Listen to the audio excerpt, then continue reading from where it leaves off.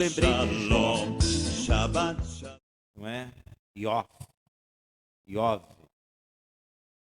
no hebraico.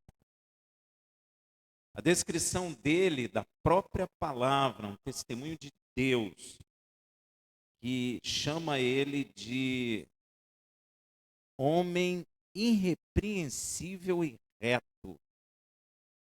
Ele temia a Deus e se afastava do mal. Aí veio no meu coração, este homem é o modelo de um verdadeiro adorador.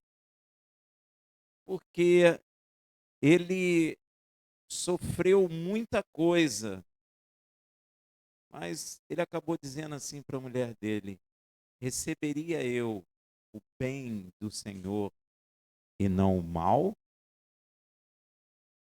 E isso falou fundo do meu coração, porque será que quando a gente pede alguma coisa ao Senhor e Ele não nos dá, será que nós continuamos como Jó?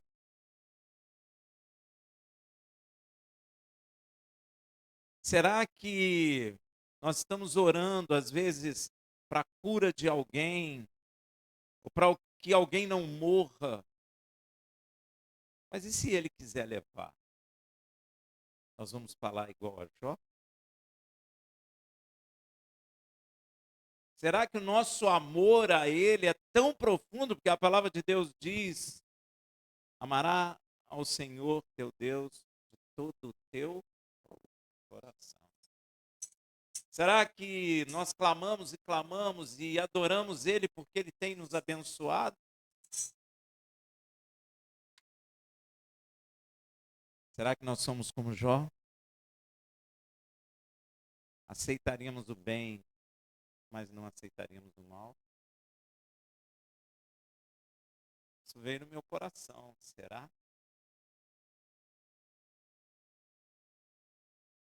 Porque quando somos abençoados, a gente glorifica e canta de todo o nosso coração.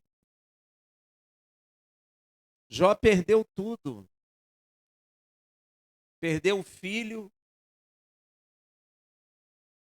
perdeu bens, inclusive a sua dignidade. Porque depois que ele perdeu tudo isso, o diabo falou para o Senhor que pele por pele, o homem lutará pela sua vida.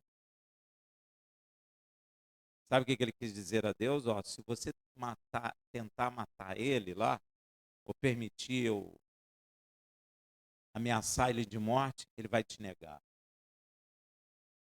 Pele por pele, o homem brigará pela sua vida. Então toca, só não tire a vida dele, mas toca na carne dele. E tocou. E ele perdeu a dignidade dele, porque ele pegava caco e raspava a pele dele. E ele poderia estar com câncer, com alguma coisa, até terminal. E a mulher dele falou: você ainda fica na sua dignidade? Amaldiçoa esse Deus e morre. Ó, era alguma coisa de morte. Ele estava com mau cheiro, as pessoas não chegavam perto dele. Ele falou: essa mulher é louca. Receberia eu o bem do Senhor e não receberia o mal? Que amadurecimento, hein, meu irmão? Será que nós estamos assim? Às vezes a gente ora por uma pessoa e o Senhor não quer curar. E a gente começa a questionar as coisas com coisa que Deus tem que fazer aquilo que a gente está falando. Mas Deus não é obrigado a fazer aquilo que estamos falando. Ele faz por misericórdia. Mas às vezes ele não quer fazer. Yeshua foi lá ajoelhar, como Yeshua era. Pai, afasta de mim esse cálice. Mas tão somente seja feita a tua. Quando ele orou assim, você percebe que ele já volta tranquilo. Ele já chama os discípulos: vocês estão dormindo, não podia nem me ajudar. Vamos, vamos. Ele já tinha a resposta do Pai.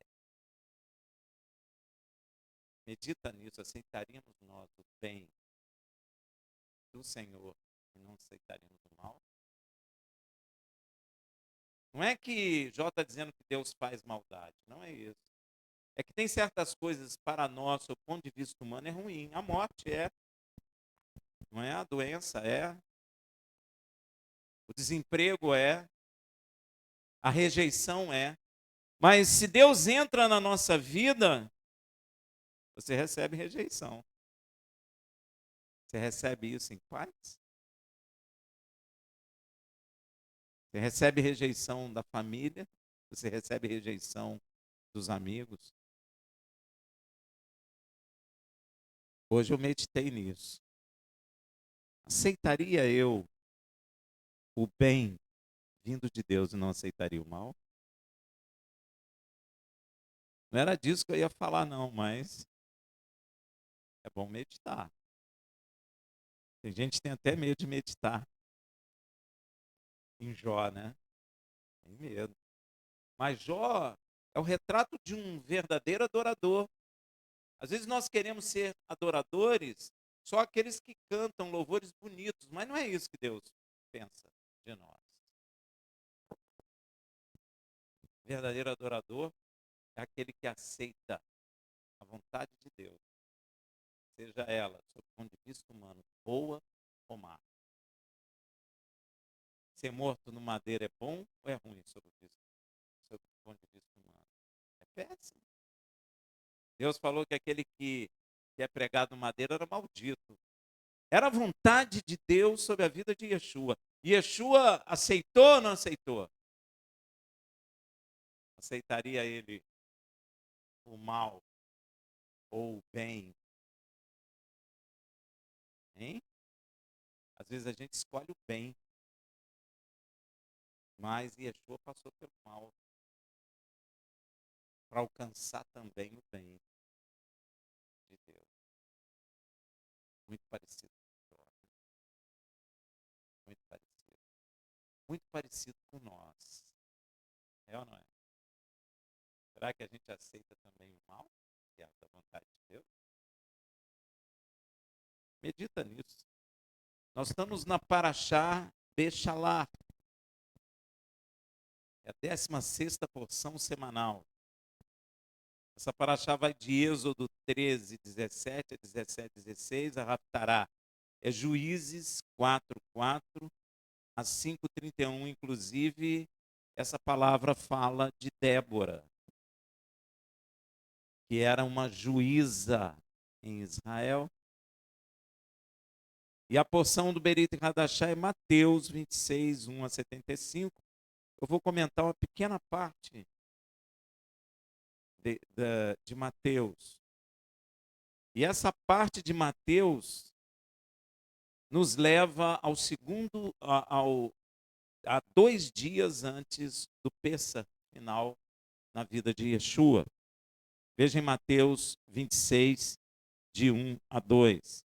E havendo Yeshua concluído todas essas palavras, disse aos seus discípulos: sabeis que daqui a 2 dias é o Pêssar, e o Filho do Homem será entregue para ser crucificado. Eram 2 dias, e Yeshua sabia que ia ser morto. E mesmo sabendo da sua morte iminente, Yeshua não entra em desespero e nem em tristeza. Você diria, Rafael, é querer muito a gente saber que vai morrer e não ficar triste. Eu diria para você que depende. Não é que nós queramos morrer, não, nós não queremos morrer. A morte é inimiga do homem. Mas aquele que conhece verdadeiramente o Senhor, sabe que aquilo que Paulo falou é verdadeiro. Morrer é lucro. E parece que quando a gente fala isso dentro das igrejas, as pessoas ficam espantadas, porque elas não estão acostumadas com isso. Mas Paulo não falou aquilo porque ele odiava a vida, ele falou aquilo porque ele conhece a quem ele está servindo, E ele sabe que a vida dele está guardada com o Senhor e que se ele morrer, ele estará na presença do Senhor e quando o Senhor voltar, ele estará com ele também em vida. Yeshua não ficou com medo. Yeshua, uma certa vez, falou assim, né, porque Pedro tirou a espada quando ele estava sendo preso, ele falou, você acha que se eu não quisesse, não pediria o Pai, ele enviaria 6 legiões de anjos e destruiria tudo isso aqui? Caramba, olha o poder que estava na mão de Yeshua. Se ele quisesse se desviar dessa morte, ele não precisaria fugir, nem se esconder. Bastava ele ir no Monte das Oliveiras, sozinho, ajoelhar e falar, Pai, eu não quero. Manda 6 legiões de anjos aqui, destrói tudo isso. O Pai ia fazer, o Pai é o meu filho. Ele falou isso, ou seja, olha que porte, sei lá, nem sei o que dizer. Olha que tremendo. Por isso que a Bíblia diz que Yeshua é mais sublime que os céus. Na mão dele o poder para destruir todos nós. Mas ele preferiu a vontade do Pai, que era destruir a vida dele por amor a nós. Ele sabia da sua morte. E ele não entra em desespero e muito menos em tristeza, em lamúria. Não que nós não devamos lutar pela vida, mas nós estamos muito aquém daquilo que aconteceu no passado, aonde os discípulos, eles foram cheios do Espírito e a ousadia deles foi tão profunda que eles não temiam nem a morte. E nós agora na igreja tememos a morte. Temos medo de falar de Yeshua, porque senão alguém vai nos rejeitar, alguém vai falar mal da gente, alguém não vai querer falar mais com a gente. Mas eles não tinham medo, nada disso. Eles enfrentaram exército, impérios e saíram vencedores. Não é à toa que Yeshua não teve medo. Porque Yeshua entregou sua vida na mão do Pai. A morte não é uma coisa agradável, a morte é ruim. A Bíblia diz que a morte é inimiga do homem. Yeshua, ele estava na terra, nascido de mulher, como homem, como eu e você. A morte para nós é ruim, para ele também era ruim. Não era agradável. Tanto é que ele foi pedir ao Pai. Era ruim. Mas você não vê nenhuma tristeza nele, nem nenhum desespero. E mais, ele continuou nos amar. Quando nós estamos enfermos, doentes, a morrer, a gente nem pensa em amor. Quando você está em desespero, você não pensa em amor. Isso aqui não é normal. Ele não teve medo. E a morte dele era certa. Mas ele, ao invés de ter desespero no coração e medo, ele teve amor. Isso é tremendo. Isso não é normal, é? Não é normal. Quando a gente está enfermo, está doente, a gente nem pensa em amor. Mas ele pensou, quer ver? E nos amou. Veja em João 13:1. Antes da festa de Pêssar, sabendo Yeshua que era chegada a sua hora de passar deste mundo para o Pai, e havendo amado os seus que estavam no mundo, amou-os até o fim. Sabe o que a palavra está falando? Ele estava morrendo, mas estava amando. Quem de nós morrendo ama? Hein? Isso é tremendo. E para você meditar mais, ele continua nos amando. Ele nos amou até na morte. E ele foi ressurreto e continua nos amando. Isso não é normal. Ou melhor dizendo, isso não é natural. Eu nunca vi ninguém morrendo amando. Quem já viu? Só Yeshua. Amou-os até o fim. E quando ele estava com os discípulos, nesse exato momento, nesses 2 dias antes de Pêssah,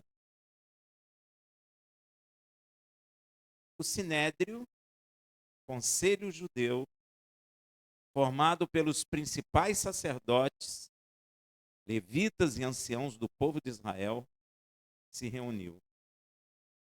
E este conselho tinha autoridade sobre questões da Torá, questões legais, administrativas do povo de Israel, porque Roma permitiu. E eles desempenhavam um papel crucial na tomada de decisões importantes dentro de Israel. Às vezes Roma nem se metia, eles decidiam, estava decidido.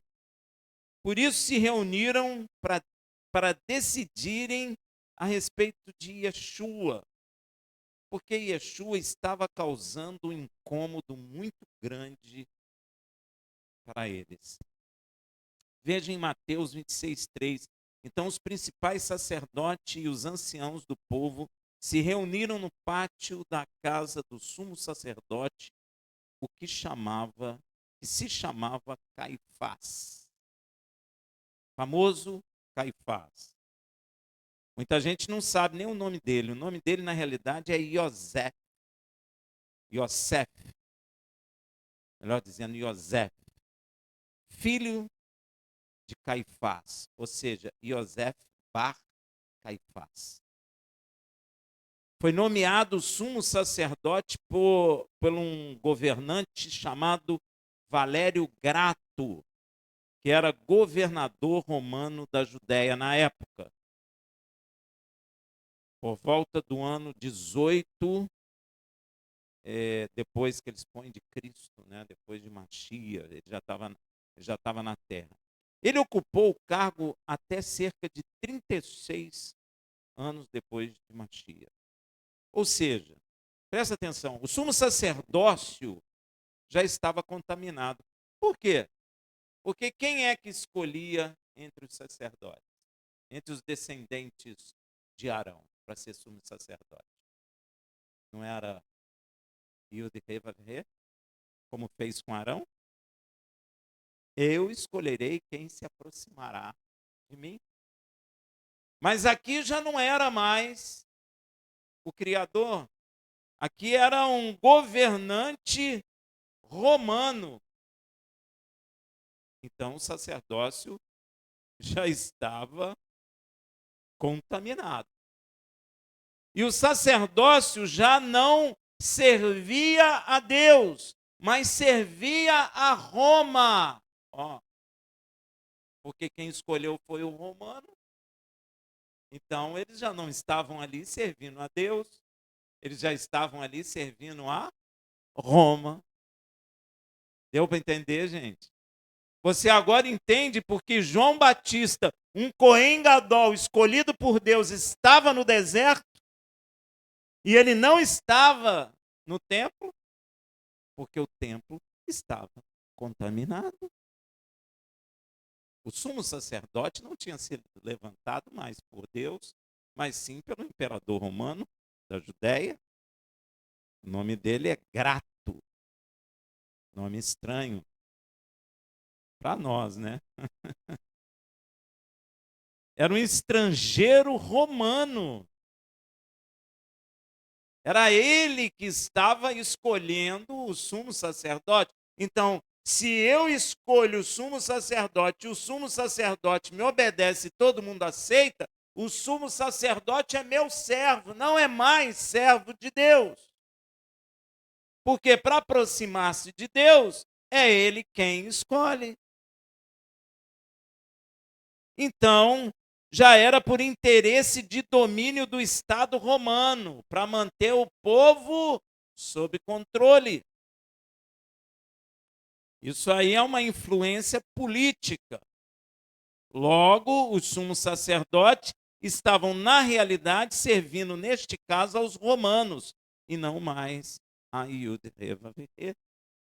A gente precisa prestar atenção nessas coisas. E você acha que Deus se agrada disso? E sabe o que eles estavam lá na reunião do Sinédrio como pauta principal? Nessa reunião, veja em João 11:47. Então os principais sacerdotes, os fariseus, reuniram o Sinédrio e diziam: que faremos? Porquanto este homem, Yeshua, vem operando muitos sinais. Gente, olha que loucura. Eles estavam admitindo que Yeshua realmente estava fazendo sinais. Você lembra da geração que viu o mar se abrir? Você lembra da geração que viu pão descer do céu, carne vir do céu?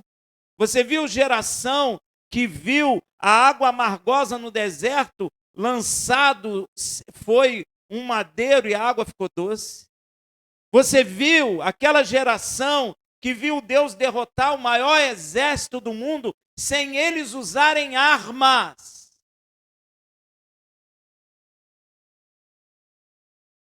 Você viu aquela geração que andou no deserto e seus sapatos não envelheceram, e suas roupas não envelheceram? Olha quantos sinais. Quantos sinais. E essa geração inteira morreu no deserto. Essa geração inteira de 3 milhões de pessoas foi lançado na morte. Muito parecido com isso. Olha o que eles estão dizendo. Este homem faz sinais. Eles estão concordando. Olha que coisa louca, gente. Eles estão admitindo, esse homem está fazendo sinal. E essa reunião, esse sinédrio se reuniu um pouco depois do milagre da ressurreição de Lázaro. Então eles tomaram consciência, inclusive tem um texto bíblico que eles queriam matar Yeshua e Lázaro. Então eles tinham consciência dos milagres, é por isso que eu digo, milagre não salva. Às vezes a gente fica pedindo milagre, mas milagre não salva. A gente fica pedindo, eu quero poder, não ficamos pedindo isso, mas poder não vai te salvar. O que vai, milagre é coisa que eu vejo, o que vai salvar é o que eu não vejo. Porque a fé é o firme fundamento das coisas que se esperam e comprovação das coisas que não se veem. Milagre a gente vê.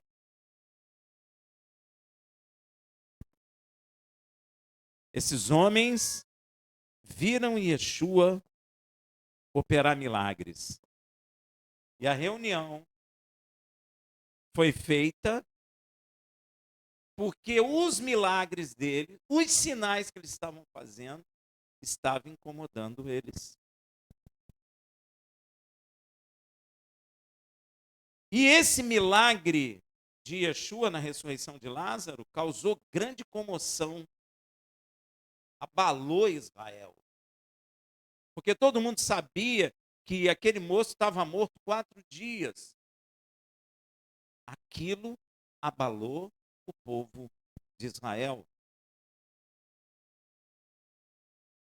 E eles ficaram com medo, sabe de quê? Hein?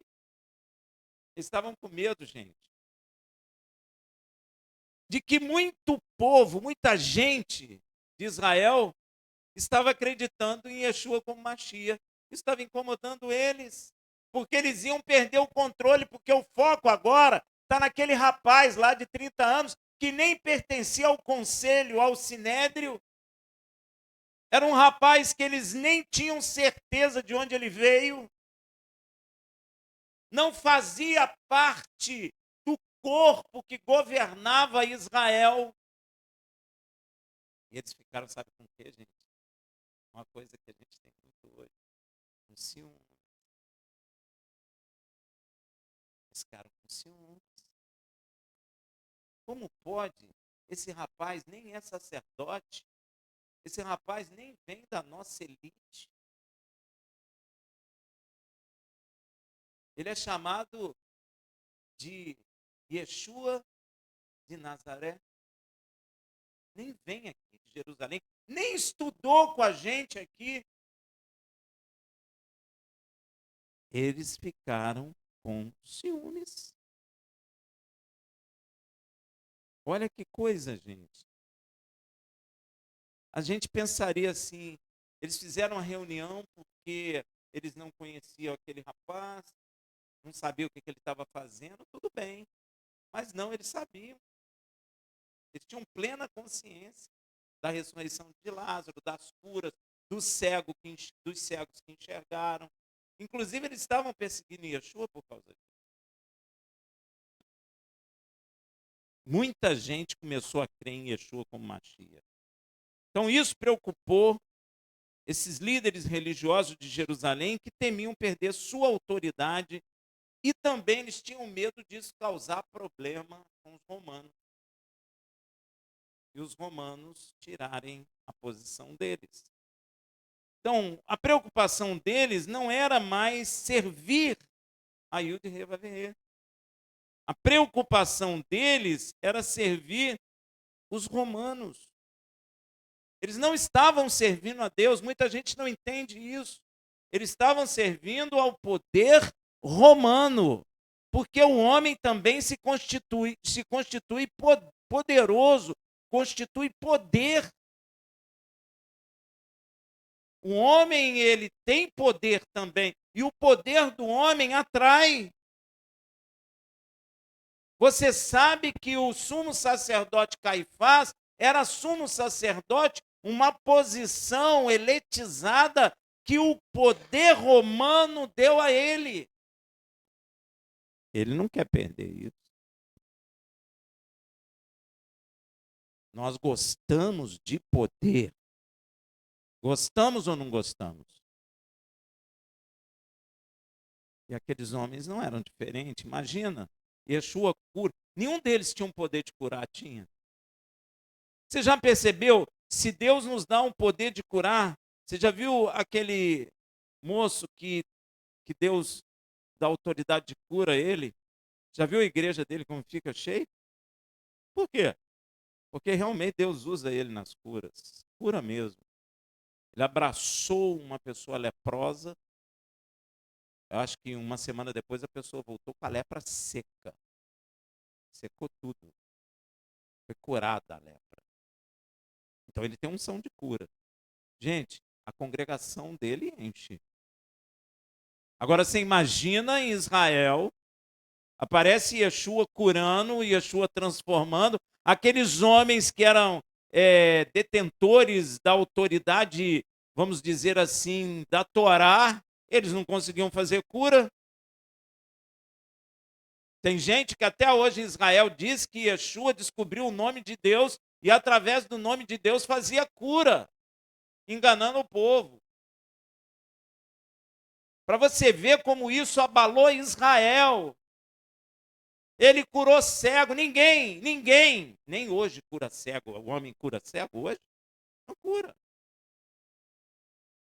Ele curou cego, ressuscitou morto, ele curou lepra. A casa onde ele estava era daquele homem que foi leproso e ele curou. Você imagina, naquele período, ninguém curava a lepra. Não tinha medicina para curar a lepra. E o homem lá adorou ele e falou: se tu quiseres, eu serei limpo. Ele não tocou tambor, fez a dança da chuva, ele não fez nada disso. Ele tocou e falou: eu quero ser limpo. Você imagina o impacto dessas obras? Você pode imaginar, gente? O impacto.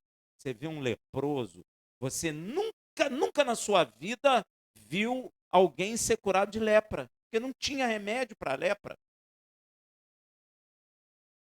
E mais, aquele leproso teve a ousadia de chegar perto dele, porque não podia.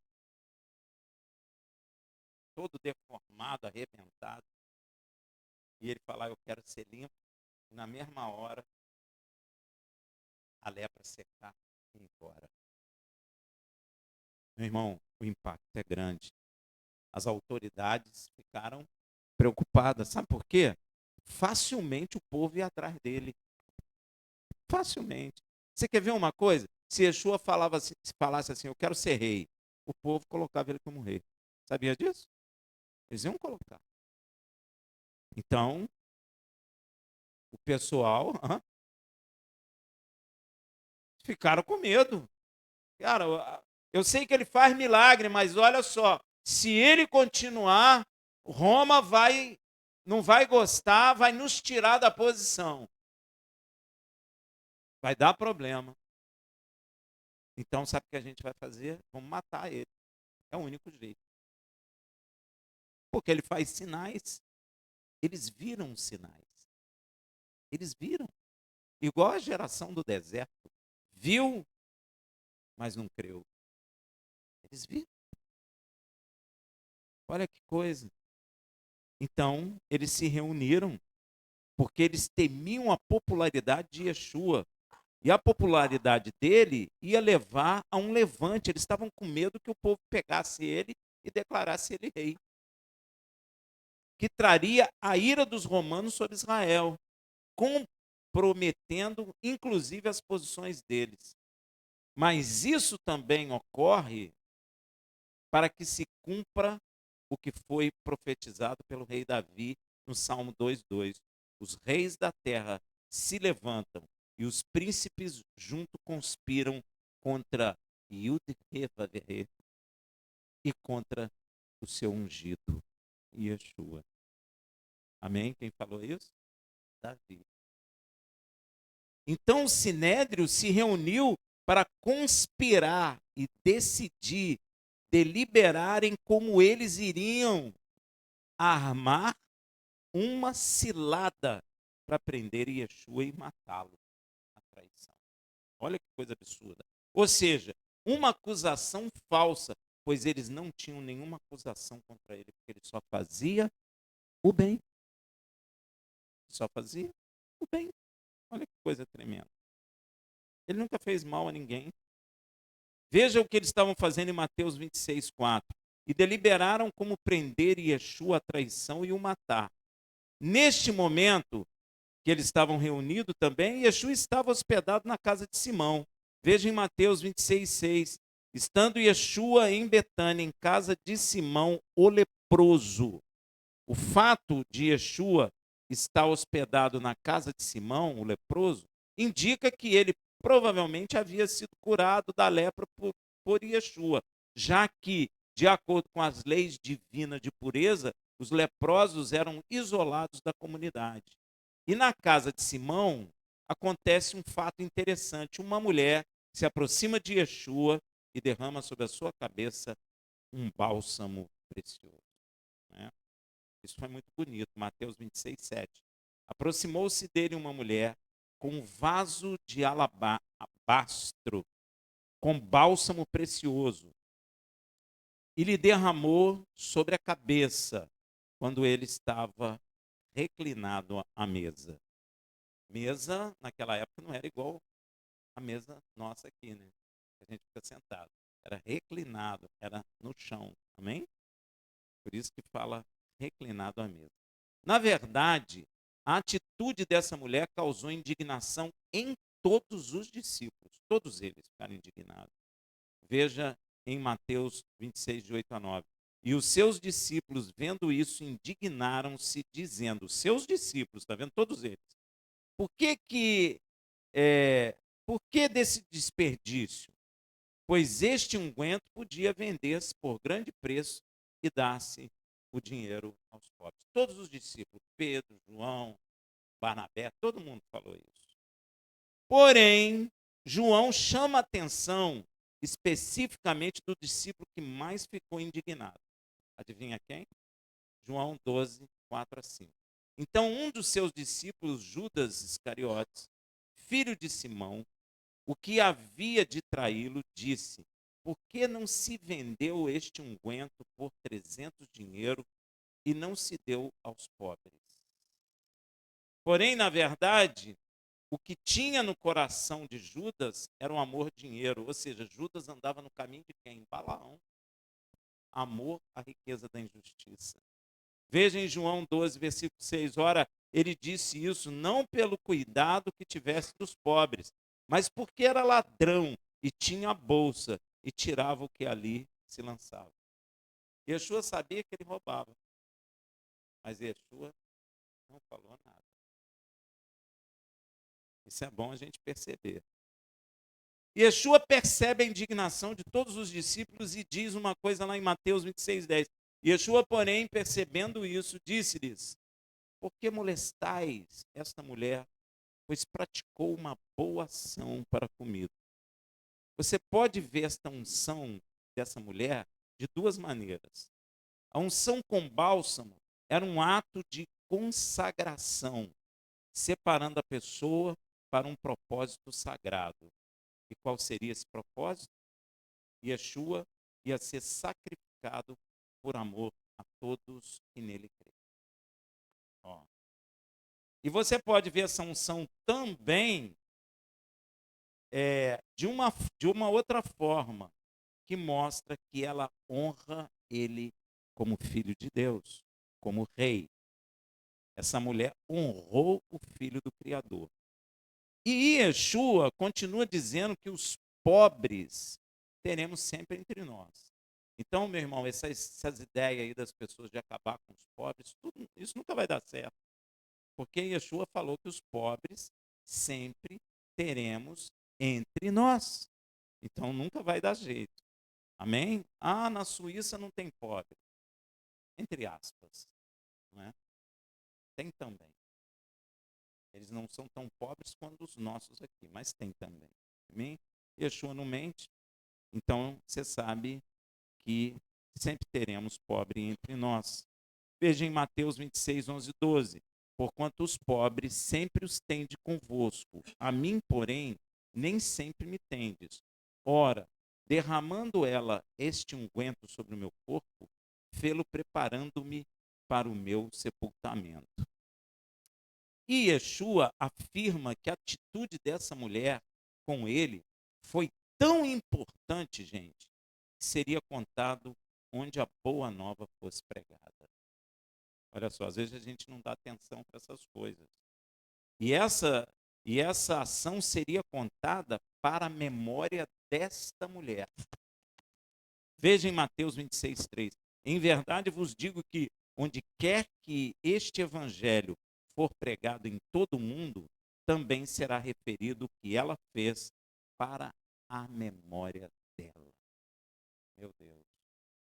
Que coisa tremenda. Essa mulher teve o prazer de fazer um ato que será sempre para a sua memória. Sempre. Por esta ação que ela realizou, ela será lembrada no futuro, como hoje nós estamos aqui lembrando. Olha aí, ó, como tudo que o pai e o filho falam se cumpre, né? Como hoje se vê, pois nós estamos no futuro sob o ponto de vista dela. E nós estamos falando dela e do que ela fez. Pois é, então está se cumprindo. E também por toda a eternidade. Sabe por quê, meu irmão? Porque o Senhor nos falou isso. Nós vamos conhecê-la na eternidade pelo ato que ela fez de ungir a cabeça do filho de Elohim. Então, meu irmão, nós vamos dizer na eternidade: olha a mulher que ungiu a cabeça de Yeshua. Olha a mulher que teve o prazer de ungir a cabeça do nosso Salvador, a cabeça do Filho do Deus vivo. Ela será conhecida eternamente assim. Olha que coisa tremenda. Você nunca viu ela, mas o dia que ela estiver junto de nós, você vai olhar e vai dizer: eis aí a mulher que ungiu a cabeça do rei de Israel. Meu Deus. Quantos tiveram esse prazer? Só ela. Só ela. E ele nem estava vestido de rei. Olha que coisa tremenda. Olha que presente que essa mulher ganhou, gente. Tem 2000 anos, mas nós estamos falando dela aqui. E eu vou dizer uma coisa para você: Niterói nem existia.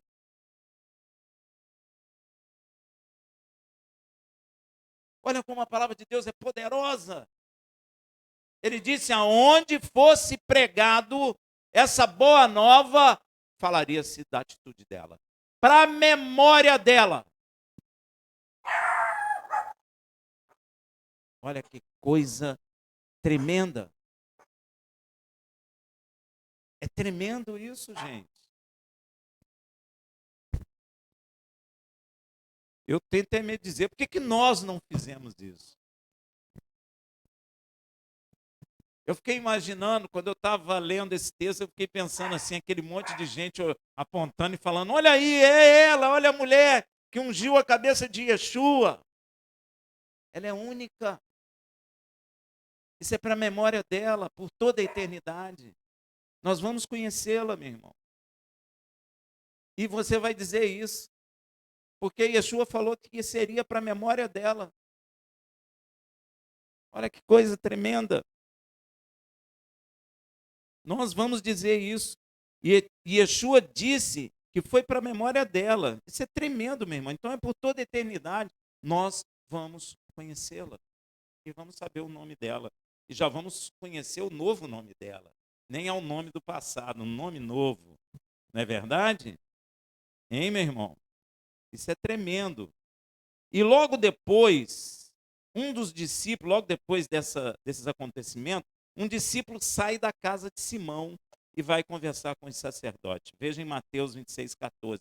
Então um dos 12, chamado Judas Iscariote, foi ter com os principais sacerdotes. Na realidade, o nome dele não é Judas Iscariote, viu, gente? Isso aí é um erro, tá? O nome dele é Judas. Iscariote não é nome, tá bom? Iscariote é um termo em hebraico que mostra a origem dele. Então, no hebraico seria Yehudá Ish Criot. Ish é homem. Traduzindo ao pé da letra, o que deveria ter sido feito é Yehudá, ou seja, Judas, homem que veio da cidade de Criot. Amém? E essa cidade é uma cidade da tribo de Judá. E provavelmente Judas pertence à mesma tribo de Yeshua. Ele é de Judá. Ou de Benjamim. Porque quando Israel ficou dividido, Judá ficou no reino do sul e ficou parte da tribo de Benjamim. Ou ele é de Benjamim, ou ele é de Judá. Tá bom? Então, o nome dele não é Judas Iscariote, como todo mundo pensa. Não tinha sobrenome assim naquela época, como nós temos hoje. Tá? Então, ou você dava origem da cidade, ou você diria Ben, o nome do pai. Entendeu? Filho do fulano. Entendeu? Esse negócio de sobrenome assim como nós temos é mais moderno, tá bom? Então, isso é para tirar essa confusãozinha aí. Ou seja, Judas, homem da cidade de Criote, uma cidade de Judá. Então, provavelmente, ele era de Judá. E Judas pergunta aos principais sacerdotes quanto eles lhe dariam para ele entregar Yeshua. Canalha. Seria uma grana. Veja em Mateus 26:15. E disse: que me quereis dar, e eu vou-lo entregarei. Ele está dizendo: quanto vocês me dão para entregar ele? E eles lhe pesaram 30 moedas de prata. Não é? Vamos fazer um cálculo aqui. Um denário equivalia ao salário diário de um trabalhador. Um denário é uma moeda romana da época de Yeshua. E assumindo que uma moeda de prata valia um denário na época, Então 30 moedas de prata valeriam o equivalente a 30 dias de trabalho de um trabalhador comum. Deu para entender? Portanto, 30 moedas de prata valeriam aproximadamente o equivalente a um mês de salário de um trabalhador na época de Yeshua. Se estimarmos que um dia de trabalho de hoje possa valer R$ 50,60 por causa do salário mínimo, né? 30 dias de trabalho, ou 30 moedas de prata, seriam aproximadamente, na moeda de hoje no Brasil, R$ 1.518. Então, ele estava vendendo Yeshua por R$ 1.518, em valores atuais, claro, no Brasil. Não contém inflação aqui, nada disso, tá bom? É só para você ter uma ideia.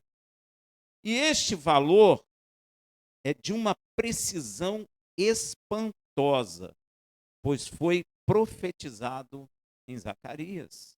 Veja, Zacarias 11:12. Porque eu lhes disse. Quem disse? A gente já pode botar o nome. Judas. Se parece bem aos vossos olhos, dá-me o meu salário. E se não, deixa-o. Deixa quem? Yeshua.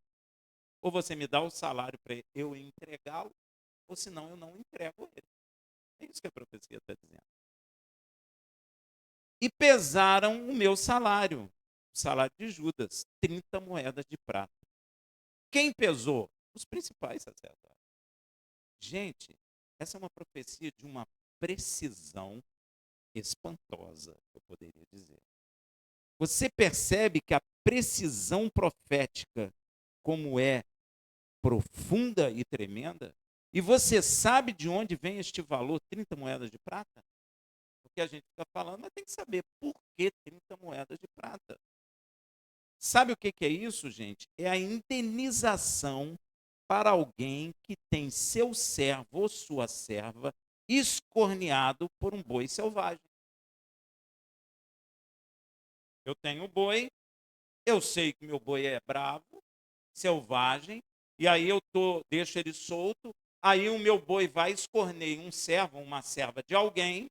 Então, pela lei de Deus, eu tenho que pesar 30 ciclos de prata, 30 moedas de prata, e pagar ao senhor do servo. E sabe o que eu tenho que fazer com o boi? Adivinha? Matar. Eu tenho que matar. Vamos ver isso? Êxodo 21:32. Se o boi escornear um servo ou uma serva, dar-se-á 30 ciclos de prata ao seu senhor, e o boi será apedrejado até a morte. O boi tem que morrer. Eu vou entender? Indenizava-se o senhor e apedrejava o boi. Logo, Yeshua ficou com um preço de um boi escorneador que precisa ser morto. Será que é por isso que Deus chama Israel de boi selvagem? Aquele que escorneia, aquele que fere, aquele que machuca, porque Yeshua machucou aqueles homens. Então tem que fazer o quê? Matar. Deu para entender? E a precisão dessa profecia é tão grande que é dito o seguinte lá em Zacarias 11:13. Ora, o Senhor disse-me, arroja isso ao oleiro, esse belo preço em que fui avaliado por eles. E tomei as 30 moedas de prata e as arrojei ao oleiro na casa do Senhor. Quem que arrojou? Arrojar é o quê?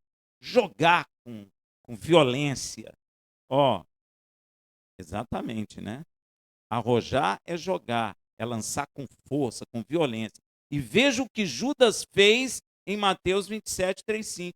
Então Judas, o que o traíra, vendo que fora condenado, trouxe arrependido as 30 moedas de prata aos príncipes dos sacerdotes, aos príncipes dos sacerdotes e aos anciões, dizendo: pequei, traindo sangue inocente. Eles, porém, disseram: que nos importa? Isso é contigo. E ele, arrojando, atirando para a casa do Senhor, o templo, as moedas de prata, retirou-se e foi se enforcar. É de uma precisão de se espantar. Até o fato dele jogar a moeda foi falado na profecia. Exatamente o que foi profetizado é exatamente o que aconteceu. A exatidão profética é tão perfeita que você pode ter certeza de que tudo na palavra do nosso Pai Celestial há de se cumprir exatamente como ele falou. Inclusive, o que o anjo do Senhor disse em Atos 1, 10, 11. E estando com os olhos fitos no céu, enquanto ele subia, eis que junto deles se puseram 2 homens vestidos de branco, os quais lhes disseram: homens galileus, por que estáis olhando para o céu?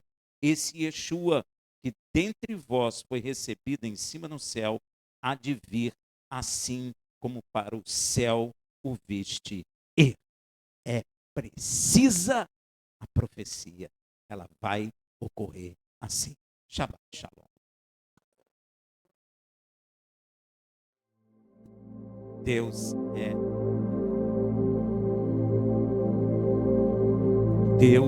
é tremendo.